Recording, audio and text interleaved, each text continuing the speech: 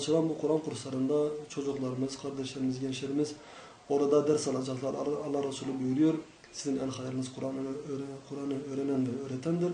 Bu hadis ışığında kardeşlerimiz hareket edecekler ve toplumun en hayırlı kişileri olacaklar inşallah. Bizim en hayırlı olmamızın şartı Kur'an'ı öğrenip öğretmemizdir. Kur'an öğrenip öğretilmediği müddetçe hayırlı olma konusunda bizim atacağımız hiçbir adım olmayacaktır. Bir zamanlar böyle imkanları yoktu. Camiler kapatılmıştı, ahırlara çevrilmişti. Ama elhamdülillah bugün camilerimiz açık. Çocuklarımız rahat bir şekilde, gençlerimiz rahat bir şekilde camilerine gidebiliyor ve orada Kur'an dersini, Rablerinin kendilerine göndermiş olduğu o nizam kitabını okuyup hayatlarına geçirebiliyorlar. Evet. Allah-u Teala ayet-i kerimede buyuruyor: Ya eyyühellezine amenu ku enfusakum ve ehlikum narın. Ey iman edenler, kendinizi ve ailenizi yakıtı insanlar ve taşlar olan cehennem ateşinden sakındırın. Burada hitap bütün Müslümanlaradır. Yani genel bir hitaptır Kur'an-ı Kerim'in bu ayeti. Dolayısıyla burada her anne ve baba dersler çıkarmalıdır. Yani kendinizi muhafaza etme yanında aynı zamanda ehlinizi, sizden olan çocuklarınızı, akrabalarınızı ateşten muhafaza edin.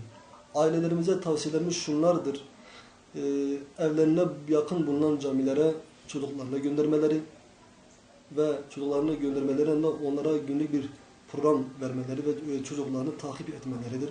Göndermekle yetinmeyip onların derslerini takip etmeleridir. İslami eserler okutmaları lazım çocuklarına. İslami sivil toplum kuruluşlara, böyle Kur'an dersi gibi faaliyetlerde bulunan kuruluşlara gönderebilirler.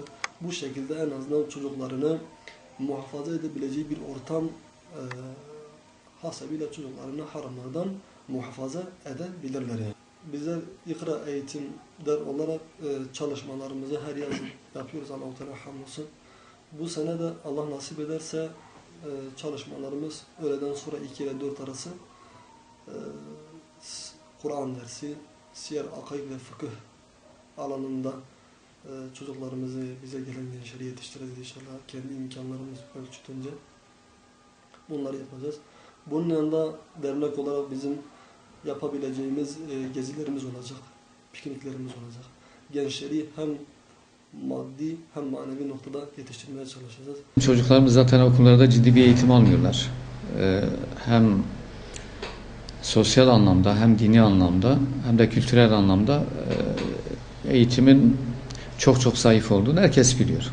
Onları eğitecek, onlara belli bir kültür verecek, onlara belli bir ahlak empoze edecek, onlara dini bilgiler verecek, onların kişiliklerini olgunlaştıracak bir eğitim sistemi, eğitim kurumu olmasa gerçekten hem okuldaki eğitim zaten yeterli değil, hem de bu 3 ay boyunca yani annelerin bu eğitimi verebilmeleri ihtimali de çok zayıftır. Çocuğun eğitimi, çocuğun gelişmesi sadece 3 aylık yaz tatiliyle mümkün değil. Aile seçici olmalı.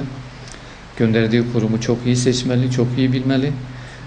Onun dışında oraya gönderip de onunla yetinmemeli. Kendisi de belli oranda bazı eğitimler vermelidir.